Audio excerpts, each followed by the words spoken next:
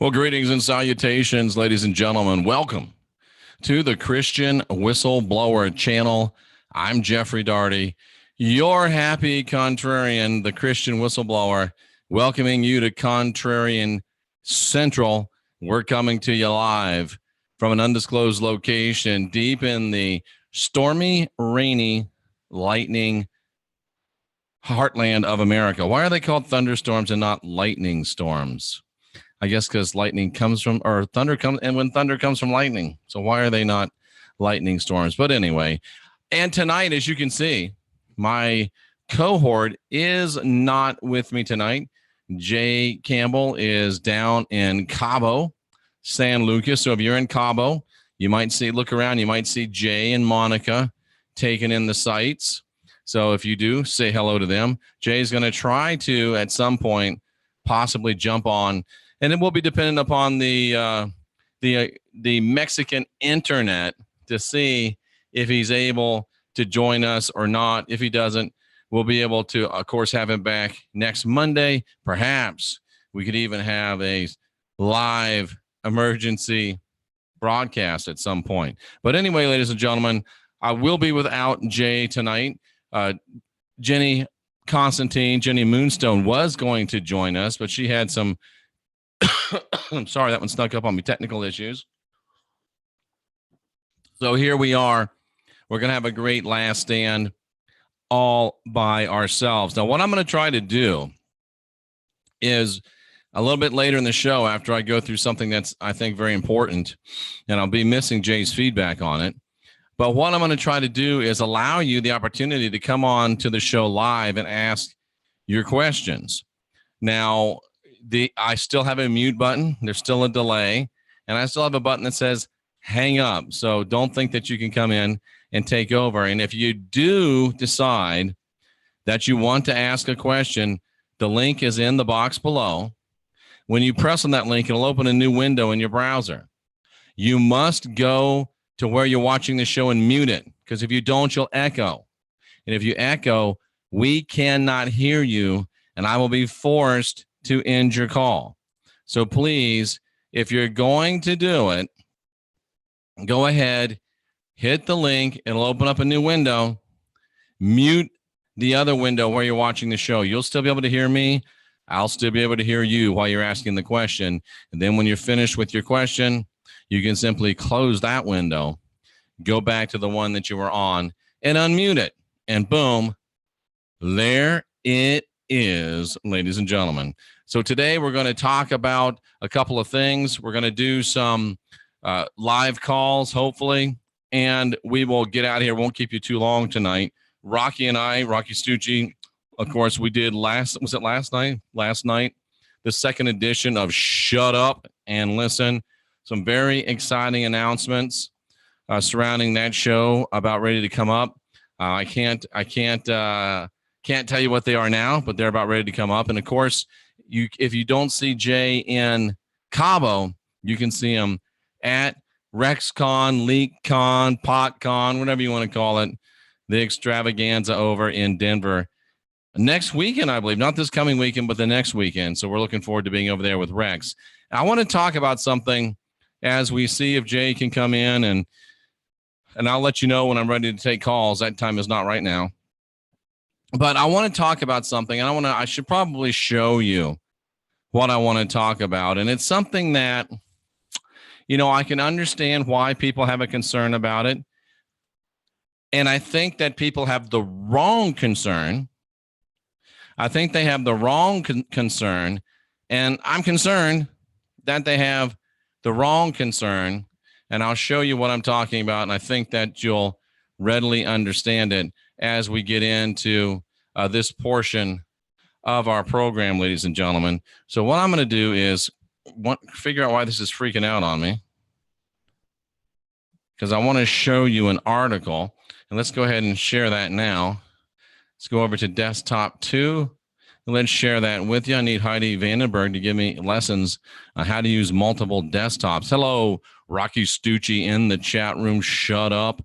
The Florida legislature has delivered an anti-Semitism law for Governor Ron DeSantis, who I voted for, to sign in Jerusalem. You're saying, what's the governor of Florida doing signing a law in Jerusalem? Well, the entire cabinet of Ron DeSantis is going to fly over to Jerusalem. They're going to have a cabinet meeting in Jerusalem, and Governor DeSantis is going to sign this law, this anti-Semitism law, and he's expected to sign it, no problem. And there's some very interesting things about this, ladies and gentlemen, that show us the true intent of what's going on and what really lies at the center of it. And it's not what you think it is. It is something to be upset about. It is something to be worried about, but not for the reasons that most of you are upset about it and worried about it. Let me show you what I mean. So let's read through here just a little bit. The Florida Senate unanimously approved House Bill 741. 39 members on the chamber floor signed on as co-sponsors. Do you know how rare it is to get a unanimous bill signed? It would be hard to get a unanimous bill that said puppies are cute. So 114-0 in the House, the Florida Senate, 39, all 39 members on the chamber floor signing as co-sponsors, and unanimously. Unanimous in the Senate, unanimous in the House. That's crazy. That is crazy. And once DeSantis signs the bill, he has 10 days whether to sign or veto, but I doubt you go all the way to the Florida cabinet meeting at the U.S. Embassy in Jerusalem to not sign a bill. The Senate introduced the bill 2 days after a shooting at a San Diego area synagogue, 6 months after the shooting at the Pittsburgh synagogue. They're saying anti-Semitism's on the rise. We have the ability to do something about it. And they're saying if we don't do something now, it's only going to get worse. And here's the provisions of the bill. House Bill 741 amends Florida's hate crime statute to specifically include anti-Semitism, which it defines as a perception of the Jewish people which may be expressed as hatred towards Jewish people through such acts as, now they're actually showing you and explaining to you the acts that will be considered hate crimes and will be considered unlawful once Governor DeSantis signs House Bill 741. Calling for, aiding, or justifying violence against Jews. Makes perfect sense. But here's where it gets weird. Alleging myths about a Jewish world conspiracy, or that Jews control the media, that they control the economy, that they control the government or other institutions. If you say that Jews have a conspiracy to control any of those things, you could be held and found guilty, potentially, for a hate crime in the state of Florida. Accusing Jewish people as a whole of being responsible for real or imaginary wrongdoing by a single Jewish person, group, state of Israel, or for acts of non-Jews. Accusing the Jewish people of inventing or exaggerating the Holocaust. Wow. Accusing Jewish citizens of countries other than Israel of being more loyal to Israel than their own nation. Demonizing, applying a double standard to, or delegitimizing Israel. Wow, this is, to me, rather scary. It's the first time that I'm aware of in my nearly 56 years, my birthday being this month, in my nearly 56 years, that we've seen any one religion get special protection, that we've seen any one religion or ethnicity, and Judaism is kind of a pickle because it is an ethnicity and it is a religion, anyone that you can't talk about their involvement in conspiracy. Very, very, the Holocaust in Judaism, no debate about that allowed anymore.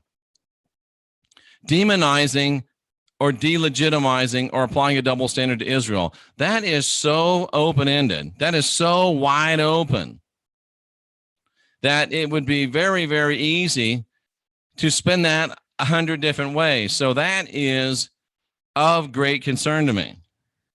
That is of great concern to me. I wish that Jenny Moonstone were here tonight, because Jenny Moonstone will understand in a very real way what I'm talking about, because I'm born and raised in the state of Florida. You know, I voted for Ron DeSantis. I probably voted for a lot of the people that signed this bill unanimously, obviously, since I've been there my whole life. And it is disturbing. It's disturbing that you can't speak against a particular nation. It's disturbing you can't speak against a particular ideology. It's concerning that you're going to leave it up to the providence of politicians and lawyers and law enforcement officers, presumably, to decide what is hate speech. I think that's problematic. I think that's very difficult. I think that is downright scary.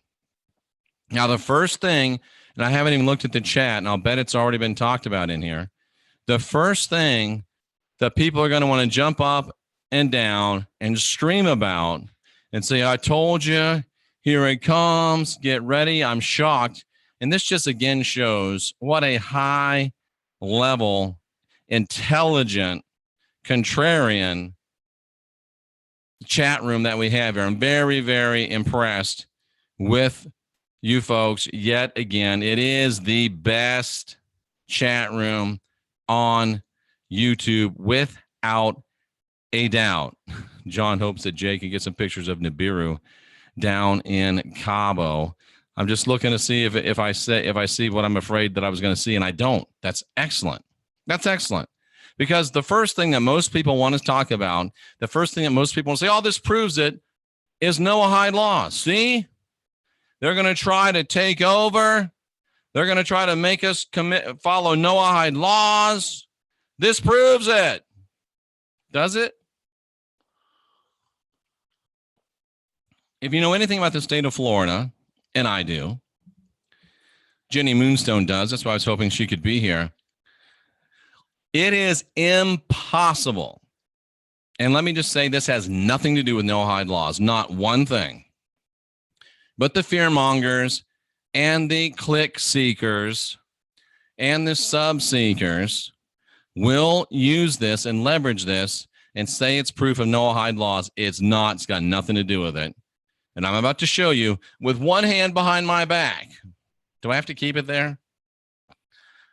In the state of Florida, ladies and gentlemen, you have to be two things if you're ever going to win a statewide election.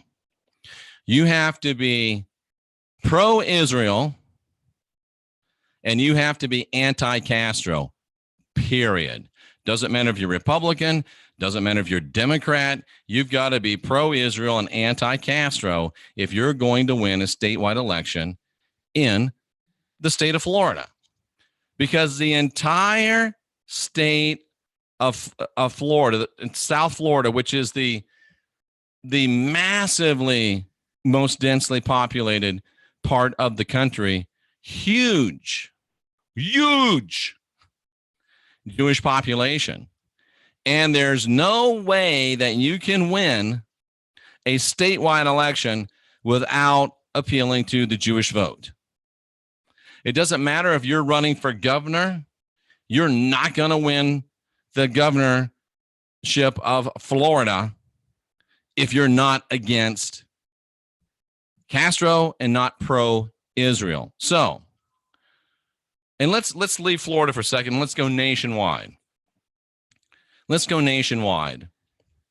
The most effective, and I am giving praise to the effectiveness of this particular lobby.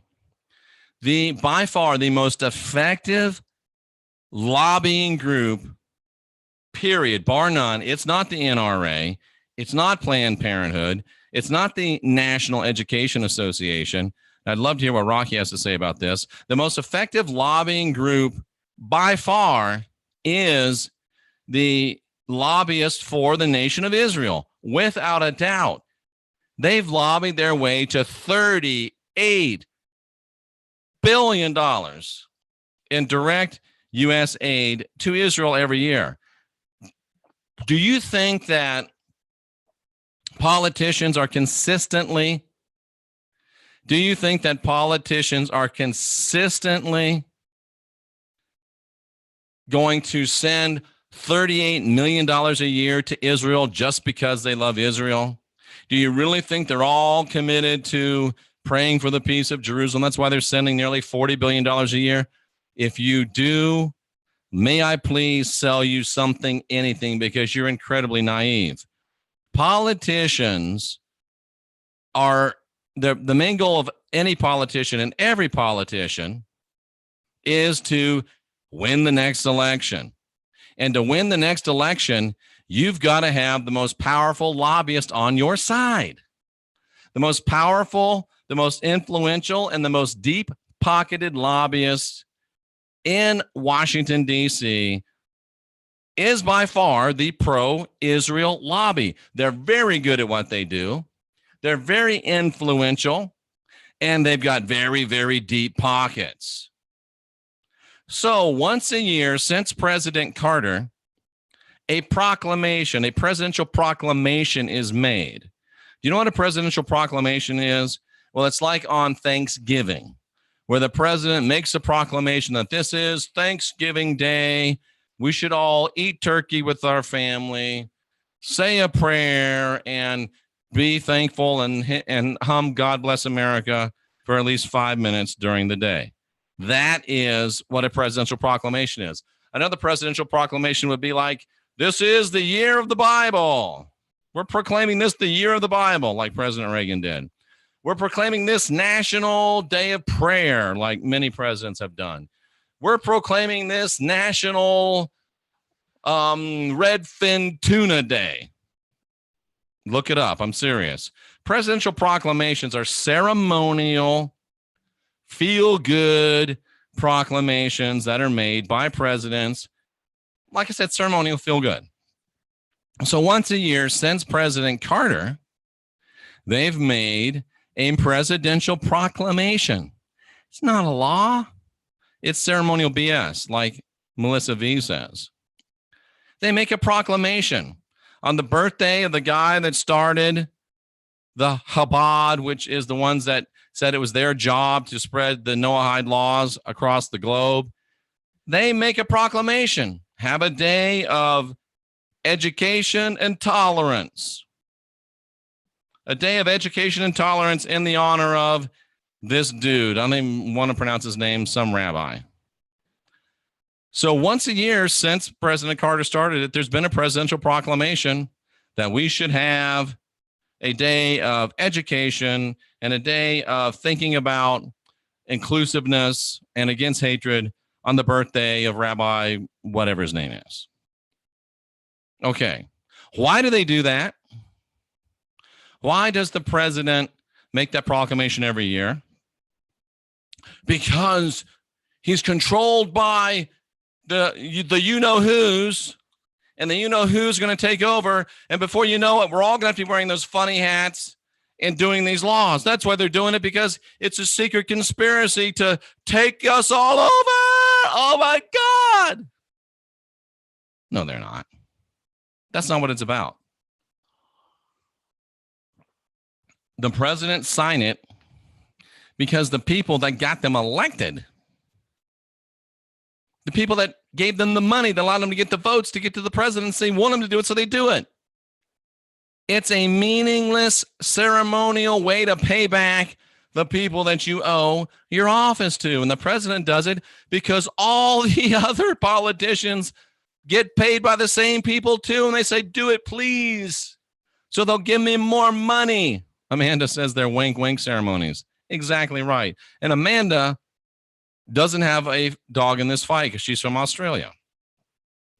So yes, this thing about the anti-Semite law in Florida is troublesome. It is troublesome, and we should be concerned about it. But it has nothing to do with Noahide laws. And in my opinion, the president signs it every year.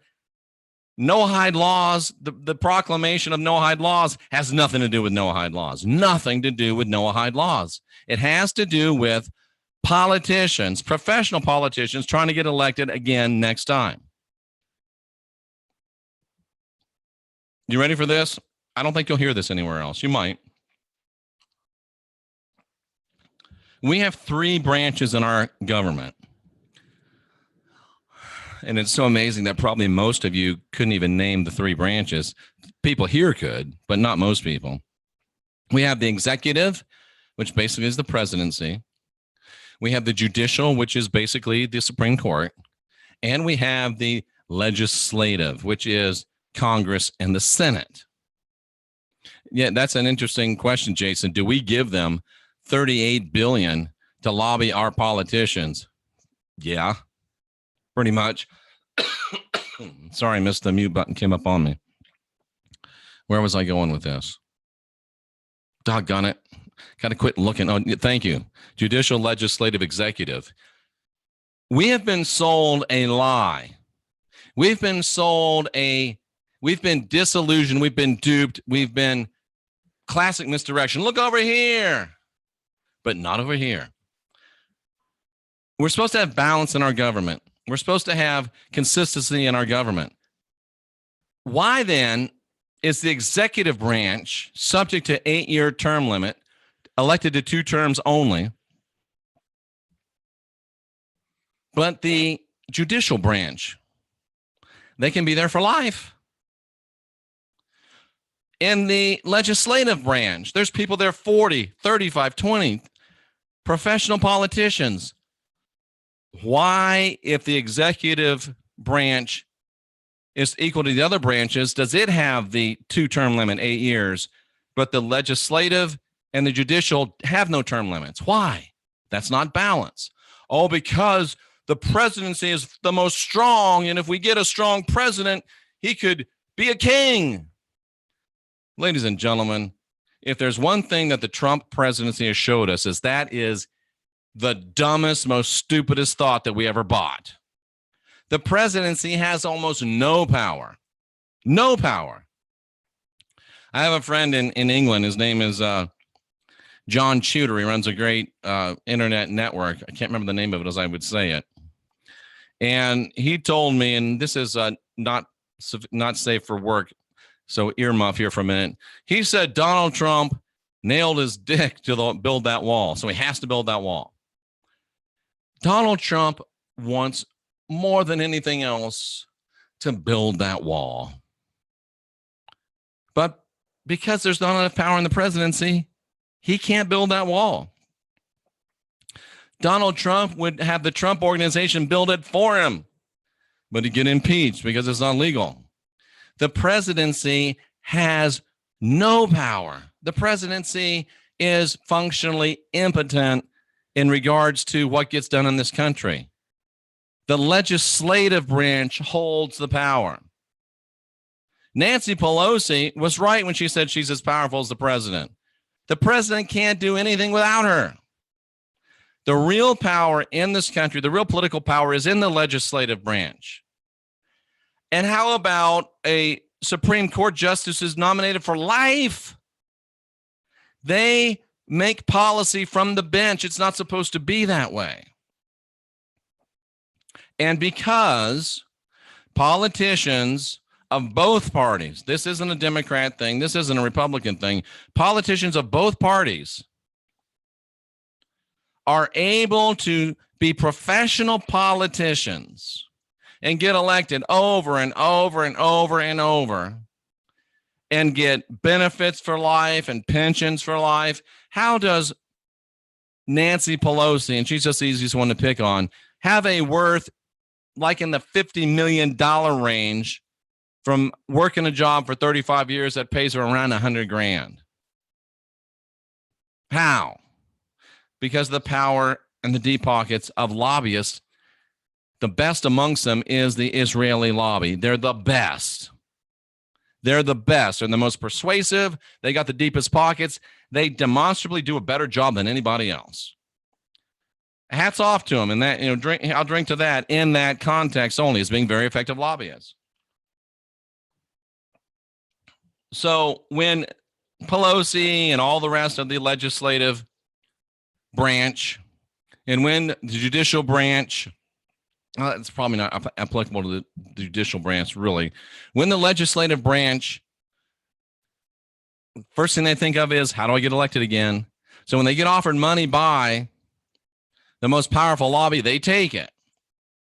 And when the most powerful lobby wants them to make sure the president signs a ceremonial proclamation, they do it.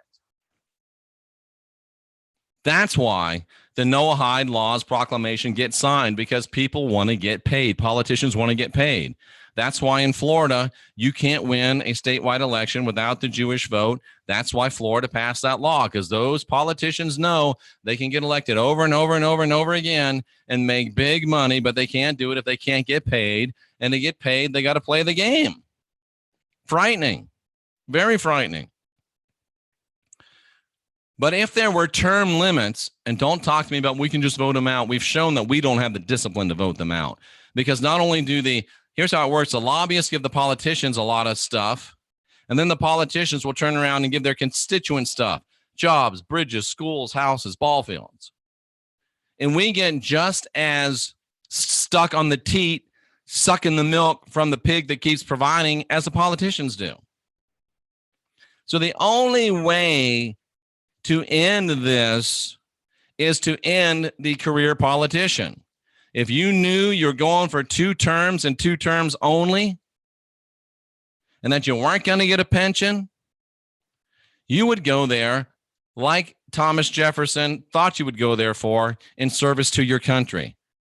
And I know you may not like Donald Trump, but Donald Trump left a $10 billion empire to go serve, I think, with an honest heart, as the president. He'll probably end up making more money in the long run, but he gave up. He's losing millions of dollars a day by being president. And he knows he can only be there for 8 years, period. So if you know you can only be there for 8 years, then you are far more likely to do what you think is right to help the country versus do what you think is best to get yourself reelected next time. So the answer to, if you're afraid of the Noahide laws, the answer is to get term limits passed. And you won't have to worry about Noahide laws. You won't even have to worry about proclamations of Noahide laws, because people won't care about it anymore, because it doesn't matter. You're only getting elected twice. And if you get bought and paid for twice, you're gone. They got to buy and pay for somebody else. At least the statistics are in our favor, because they got to buy and sell more people. They can't keep using the one that they bought 30 years ago, because the old bag is still there. The old sack of bones, he's still there too. At least you got to start closing deals every 8 years. And those things roll, and you got people in different times. You can end the Florida problem before it becomes a national problem, the same way you can end the Noahide proclamation problem by instituting term limits. It's just that simple. And it would be a lot easier for us to convene, we the people, to convene a Article 5 constitutional convention. Listen to this. It would be much easier and much more likely for us as the American people to organize and implement an Article 5 constitutional convention than it would ever be for anybody, be it Sharia law or Noahide law, to change the U.S. Constitution to make that real. It's not real. It's an illusion. It's a look over here while we're really doing something over there. It's not real. It's nothing to be worried about. It's all about positioning and ceremony and patting the head of the person that lines your pocket. And if we just instituted term limits, we wouldn't have to worry about this anymore. It would go away of its own accord. But we obviously don't have what it takes to vote out politicians, because we don't have what it takes to say, no, I don't want the pork. As long as they're bringing home the bacon, we'll keep putting the same old people up there, and they've already been bought, so that lobby gets to use them. Let's at least make it hard. Put in term limits. That way they got to buy and sell people every year. And not everybody's going to say yes. That's how we take our country back. And if you really truly believe that, are term limits even remotely possible? They're much more possible than the institution of Noahide law as binding law in the United States of America. Are term limits possible? They're much more possible than the actual implementation of Sharia law as binding law in the United States of America. If you don't think that instituting term limits is possible, then you really got nothing to worry about in terms of Noahide laws or Sharia law. They'd have to change the U.S. Constitution, which has never been done. Never has a constitutional amendment or provision been struck down. Never. Would it be hard to get Article 5? I think you can look up Article 5 of the U.S. Constitution. That'll be your homework. I think you have to get 3/4 of the state legislatures to say, let's have a constitutional convention. Let's say we wanted to start an Article 5 movement over term limits, because I think that's the key. We'd have to get 3/4 of the state legislatures to say, yeah, that's a good idea. Let's put in term limits. And then once they have the constitutional convention, you got to get 3/4 of all the states to say, yeah, it's a good idea to go ahead and change the Constitution and add a constitutional amendment of term limits. Well, Jeff, that's never going to happen. Well, guess what? How many amendments are there to the U.S. Constitution? Are there any scholars in here? How many amendments to the U.S. Constitution? There's 27 amendments to the U.S. Constitution. 27. What's the number? 1776. What's 2019? Clear. 2019 minus 1776. We've been around for 243 years, and there's 27 constitutional amendments. That means that every 9 years, statistically, a constitutional amendment is added. It's been done 27 times in 240 some years. Can it be done? Well, yeah. How many times has a constitutional amendment ever been taken down? Well, let me see. Let me carry the one. Let me multiply. Never. Never. Never. Never. Never happened. But we're so worried about the First Amendment being taken away and Noahide laws put into effect. We're so worried about the First Amendment being taken away and Sharia law being put in effect. It's never happened. But the same people that will try to get you afraid and living in fear of Noahide laws will tell you, there's no way you can ever get a constitutional convention to put in an amendment for term limits. I find that fairly inconsistent. I know I went to a Bible college. I'm not a math major, but I know that if something's been done 27 times in 240 odd years, it can be done again. And I'd be much better to spend my energy and my physical energy, my mental energy, and my spiritual energy on something that has been proven it can be done than to worry about somebody doing something that's never been done. And would, as long as the Second Amendment's around, you don't have to worry about anybody removing the First. Trust me. As long as the Second Amendment's around, you don't have to worry about anybody getting rid of the first one. Trust me, cousin. Trust me. If you really want to get behind something, get behind a constitutional amendment for term limits equal across all three branches of government: legislative, judicial, and executive. And since the executive branch has a time-honored precedence, which is big in law, let's go 8 years across the board, balanced government, checks and balances the way it's meant to be. Problems solved. We might be able to bring back true Jeffersonian representative Republican democracy, quote unquote. We might be able to do it. We might be able to do it. But please, folks, worry about something you could do. Don't worry about something that's never, ever gonna happen. And if you ever get worried about the First Amendment, remember the Second Amendment.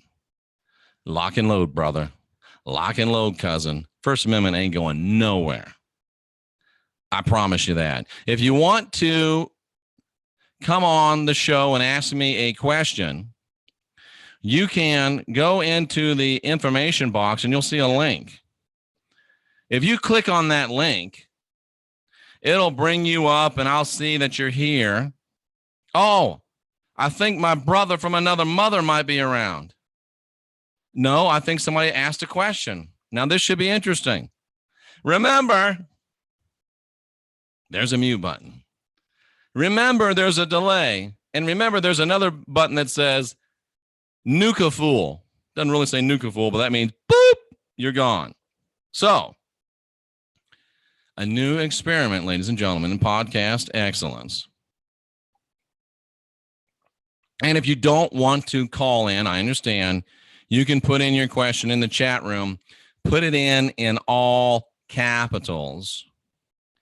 And let's see what happens. Now, SFC Crashly, make sure that you've got your other window muted. Make sure that you can, you're good to go. Let me give you one quick second to make sure you're good to go. Anybody have a question right now they can send in? Jeff needs more likes. Sending you love, Amanda. I refuse to be the minority in my own country. Well, we don't really completely control that, but I get you. I'm not keen on Sydney. That's okay. Nuka fool. Great idea. 2 terms and no pension. But in reality, it's never going to happen because our government is run by secret societies and their oath is to them first. I know, Robert, but a man's got a dream. A man's got a dream. Is it a pipe dream? Sure it is. But Robert, let me wax philosophical for a moment. Wasn't it a pipe dream for 13 ragtag colonies to think that they could defeat the strongest army and navy on planet Earth and win their independence? Wasn't that a pipe dream? You can say that I'm a dreamer, but I'm not the only one. I'm just saying, Robert, you're probably right. But I think it's worth a fight, and it's certainly worth worrying about something that might be able to be done than something that's never going to be done. All amendments can be stripped down to nothing, yet not repealed, Jeffrey. You're going to have to show me how, because that is not accurate with my understanding of constitutional law. An amendment is an amendment in toto. You can't line item veto amendments. They are what they are, and they carry the full weight and power of the Constitution. I'll be open to learning from you. I'll be interested in learning from you, but amendments to the Constitution are amendments to the Constitution. All right. Let's see if we can bring in this person to ask a question. And should I just do allow to talk? Yeah, let's just allow to talk. And let's see, ladies and gentlemen, what happens. Why do we drive on parkways and park on driveways? Let's see what happens. Hello there. You're talking to Jeffrey Daugherty, the friendly contrarian. Who's this? Are you there? I mute. I unmute. Are you there, SF Crashly? Oh, yes, sir. How are you? I'm great. I can barely hear you. Let me see if I can turn this up a little bit. Go ahead. Ask your question. What? I have no questions for you, but what are your opinions and values, if you will, about QAnon? What are my opinions and values about QAnon?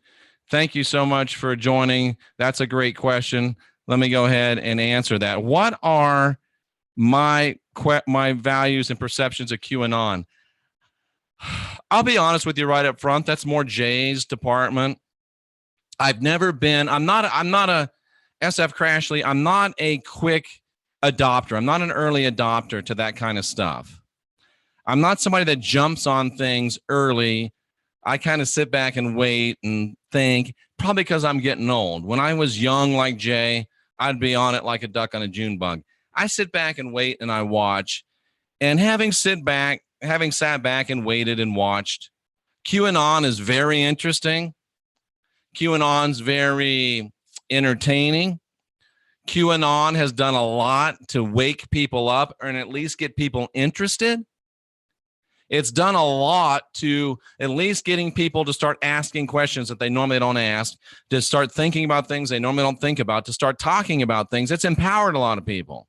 And it has emboldened a lot of people, this whole QAnon phenomenon. And it's a hell of a ride. It's very, very, very, very entertaining. Is some of it real? I have no doubt that some of it's probably real. Is some of it not real? I have no doubt that some of it's probably not real. I have to lean to people like Jay. I have to lean to people like Robert, USN vet. I have to lean to people that know a lot more about it than I know about it. So I tend to agree with them that it's more disinformation, more echo chamber noise with maybe a little bit of truth mixed in. So that's my opinion on QAnon. I don't really know. Personally, not that impressed. I find it interesting. I'll check them out, follow them on Twitter, and I'll pick through. But, this should tell you something, SF. I have almost 2,300 videos on YouTube, and I've never done one about QAnon. But Tracy Dyer says QAnon is more truth than disinfo. So there you go. I trust a lot of what Tracy Dyer says. Robert, USN vet, says he's followed it closely, but not one single criminal in a government arrested to date. So I like it, though, because it does this. It gets people, smart people, thinking. Big Mama says, does QAnon tell any good secrets? I like it for that reason. Do I think it's Donald Trump? No. Do I think it's a political insider? No. I'm probably with Jay and Mr. Bone Dangles, who it's probably an AI. It's probably some sort of an artificial intelligence. That's just my opinion. You can go to into the information box below. You can click on the link and you can come in and ask questions live. Let me go into the chat room. Craig Cloffer says it might be Marla Maples. I don't know if Marla Maples. Anyway, let me just leave that right there. Would you ever limit your game plan for the coming 3 years? No, not me. Let's see. Will there be new parties? I hope so. No arrest out of how many supposed indictments? None. We've got a good, healthy debate. Some say there have been arrests. I don't know. I mean, point them out. And I know some people are going to go, well, it's McCain. He really was killed. It's Billy Graham. That's very, very interesting stuff. It really is. It really is. Here's a good question. Will Donald Trump start a war with Iran? Donald Trump, left alone of his own accord, would not start a war with Iran.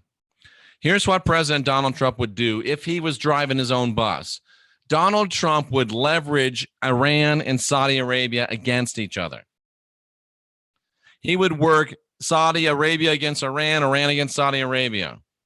Because if we made nice with Iran, they could give us all the oil we would need, and we wouldn't need the Saudis. If we made nice with Iran, we could arguably have almost as, and Robert could weigh in on this, almost as strategically sound a base with Iran than we could with Saudi Arabia. Let me check something real quickly. Does Iran have a deep water seaport? My geography fails me for a moment. Let me look real quickly. Yes, Iran does have the seaport that would be necessary. Dudes, Donald Trump, left to himself, would leverage Iran against Saudi Arabia and come out with a huge deal, a really, really good deal. I promise you, a good deal. I mean, good deal. He would, left to himself. Problem is, Donald Trump is not left to himself. Donald Trump's bought and paid for to the tune of $1 billion. $1 billion he's bought and paid for by a group that wants that third temple built, and by a group that doesn't like the Saudis, but really, really hates the Iranians. I think Donald Trump will do everything he can to keep from starting a war with Iran. I hope he can hold out. I don't wonder what Rocky Stucci would say about that. He'd win. We'd win bigly, but that's not the point. And it's not bigly. It's big league. Big league. So that's my opinion on the. And if I have to go, where's the rods? Talk amongst yourselves for 4.7 seconds.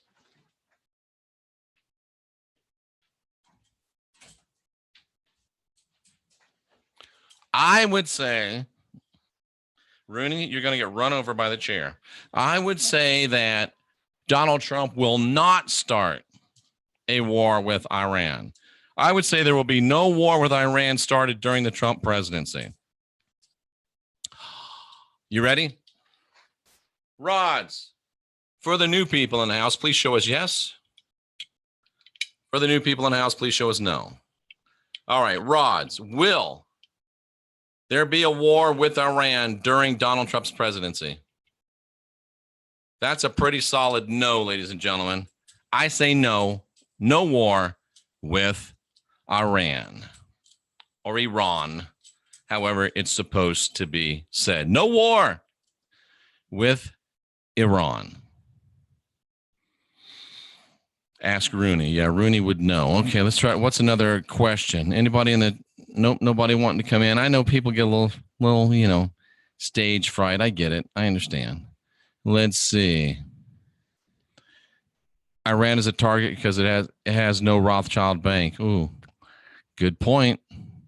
John Bolton wants to start wars everywhere. He's got a list. He's checking it twice. Doesn't matter if they've been naughty or nice, because they want to bring holy hell to town. And we have the requisite scripture dropping plastic Jesus stuff. QAnon is the new Deep Throat. Deep Throat was real, though. So I don't know about QAnon. I really don't. Let's see. I'm looking if there's any other questions. New parties, we already addressed that one. I don't see any other capital letters. So if you have a question, throw it back in. And throw it in capital letters. What do I think about Yemen? I'm glad I'm not running for president, because I don't think a lot about Yemen. Remember, I'm a one-trick pony. So I don't really know a lot about Yemen, unfortunately. I'm sorry. Will there be a World War III in Trump's term? I say no. Will there be a World War III in Donald Trump's presidency? And the rods say no. No World War III during Trump's presidency. I happen to concur with that. And a strange thing happened the other day. I had a thought, and I said, oh. And then I asked the rods. The rods contradicted me. So the rods don't always agree with you. And I ended up going with the rods after further thought. Is the Mandela effect a psy-op? No. Is Trump owned by Zionists? Oh, this will be a good one. Is Trump owned by Zionists? Yes. I mean, the owners, the largest banks, the most money, they want the third temple built. They're Zionists. What is my opinion on the book of Enoch? I think David already knows my opinion on the book of Enoch, but that's okay. The book of Enoch, there probably was a real one somewhere at some time, but it was lost in antiquity. And I did a full, long video on this, very exhaustively researched, that you can search on this channel and find. But the short of the long is that for centuries, the book of Enoch was lost. It was the Holy Grail. Everybody wanted to find the book of Enoch. This Indiana Jones type adventurer named Bruce, last name was Bruce, from England, goes down to Ethiopia trying to find the mouth of the Nile. He doesn't find the mouth of the Nile, but he does find, miraculously, not one, but two copies of the book of Enoch. The book that's been lost for thousands of years, he finds two of them.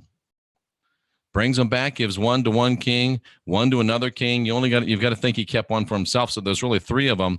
Makes lots of money, lives like royalty for the rest of his life. Oh, yeah, by the way, he was able to write Ethiopic script, and he was a tall tale teller. Remember Mr. Peterman from Seinfeld? There I was, searching for the mouth of the Nile. And as I walked through the Nile in my stylish thigh-high boots from Cabela's, I happened to stumble upon something in the water. As I bent down and picked it up with my stylish gloves, I saw it was encased in waterproof dung, a book of Enoch. That's the kind of guy he was. So the book of Enoch that we have today and everything we know about the book of Enoch is a fraud and a forgery.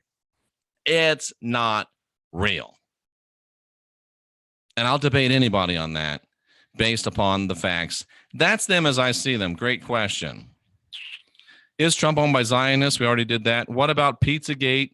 What is there to know about Pizzagate? It is what it is, and it is real. It is real. Ask the rods if the book of Enoch is a fraud. Somebody somewhere must be talking about the book of Enoch. Getting a lot of questions. All right, rods. Uh-oh. I see a Rooney passing by. We'll rub the rods on the Rooney. Because I don't know why, but if you rub rods on a Rooney, the rods work at their most optimum capacity. Oh, come on, Rooney. Let me rub a rod on you. Okay. So, and these rods are a little sticky. That's why they haven't been sent out to a wonderful rod purchaser. So, is the book of Enoch a fraud? Ooh. That's a yes, ladies and gentlemen. They're not sunglasses. They're glasses that I spent a lot of hours in front of this computer. It cuts down the rays from the computer, and they freaking work. Swanwick.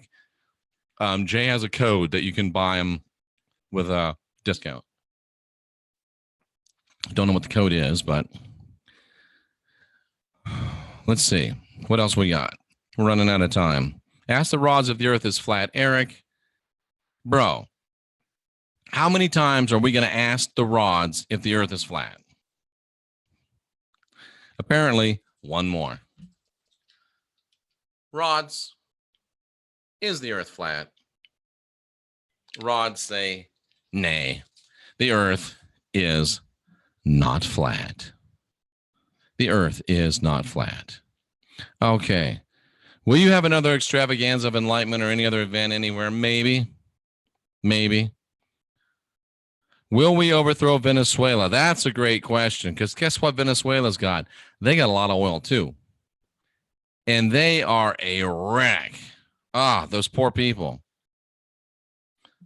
This is interesting. I don't really know. I don't have an opinion.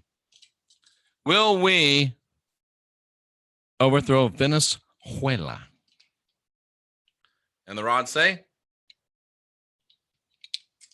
no, we won't overthrow Venezuela. You know what I think would be great? Russia obviously has interest in Venezuela. We have interest in Venezuela. Why don't we do a joint U.S.-Russia mission to Venezuela? What do you think about that, Rocky Stucci? Rocky and I might have an exciting announcement coming up. We might not. We'll have some kind of exciting announcement, but maybe not the exciting announcement that you think that we might have that you don't know that I'm telling you about, but not really. We'll shut up and Rocky lets the cat out of the bag. Sorry, Rooney. Is Shut Up and Listen, the new show of Rocky Stucci and Jeffrey Daugherty, is Shut Up and Listen going to be nationally syndicated? What do the rods say, ladies and gentlemen? Is Shut Up and Listen going to be nationally syndicated? The rods say, that's not a yes. That's a hell yes. Let's see if the rods are right. And Shut Up and Listen does become nationally syndicated. Wow. That's awesome. That's awesome. What else we got up here, ladies and gentlemen? Oh, somebody did do an Enoch podcast. Okay. Oh, well. I might have another one sometime, somewhere. You never know. You never say never. Never. Oh, that's a good one. Trina Phoenix asks, is Donald Trump a time traveler? I don't know. My jury's out on that one. Is Donald Trump a time traveler? Oh, that's interesting. The rods refuse to answer. That's interesting, ladies and gentlemen. And we've come to the end of another frolicking last stand. Unfortunately, Jay was not able to come in. And I'm sorry, SMP 156 says this place sucks. But thank you so much for that, SMP 156, because like I talked about earlier today, when you've put out hate energy like that, you're shooting an arrow at me, a flaming arrow. I catch it. Ooh, that's some strong energy. I remove the hate, and then,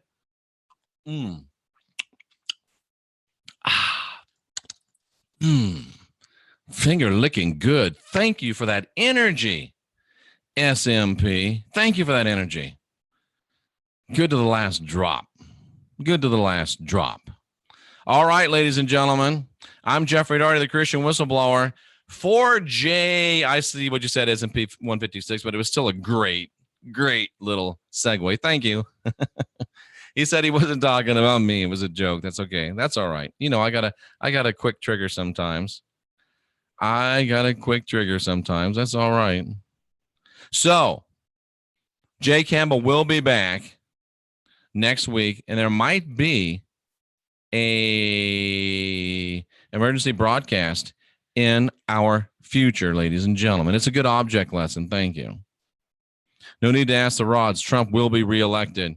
Oh, guaranteed. Zach Hubbard doesn't think so. I say guaranteed Trump's elected. That third temple's got to be built. Though, Robert, there's a good argument that Pence might want the third temple even more than Trump. So, just saying. Lovely. Thank you, Jason. Lovely crowd here tonight. My best to you. Thank you to SF for calling in and breaking the ice. Rocky would say breaking something else. That's why Rocky's not on right now. Thank you so much for that. Best chat room on YouTube, no doubt. I'm Jeffrey Daugherty, the Christian Whistleblower. Next week, we will be back with Jay Campbell in the seat, the co-pilot seat. And tomorrow's Tuesday, Soulfullish Girl can't be with us. And I think that's the last thing that we have scheduled out of the ordinary. Thursday, we will be back with the Consequential Rapscallions. You can bet your life on that with Scotty Roberts. Sunday morning, not your normal Sunday show with Wayne Steiger. Sunday night, you know what's coming. Shut up. Oh, I'm going to show you one thing. I'm going to show you something. Don't worry, SMP. I'm going to show you one thing. SMP and I are cool. It was just a misunderstanding. I want to show you something, ladies and gentlemen. Since Rocky got me all excited, watch this. Watch this, ladies and gentlemen. I'm going to show you something right here. And I want you to see it. It's going to be pretty exciting because this, ladies and gentlemen, is just days away. Just days away. Are you ready? Are you ready for this? Let me get it where I can show it to you the way I want to show it to you because it's got to be just right, ladies and gentlemen. It's got to be just right. Watch this right here. Are you ready? And you'll even see your name in the chat room. This is a beautiful thing right here. Rocky Stucci, are you ready for this? Are you ready for this? Boom. Shakalaka boom. Look at that, ladies and gentlemen. What do you want? How about a hot cup of shut up? It's the Contrarians coffee, stronger than trolls. What better thing to be drinking during the Shut Up and Listen podcast that might be nationally syndicated? The rods say so. What better than to have a hot cup of Shut Up, the Contrarians coffee, stronger than trolls, coming soon to a Contrarian convocation near you. And with that, ladies and gentlemen, I'm Jeffrey Daugherty, your happy contrarian, the Christian whistleblower, for Jay Campbell at TRT Expert. If you look at my Facebook page or my front page of my YouTube channel, you see Jay right on the top. Thank you, Shane. Go to his channel, TOT Optimization. He's the best at what he does. I missed him tonight, and I can't wait to see you guys again. We are the last generation of real humans, and I can feel it. We are about ready to get busy, cousins.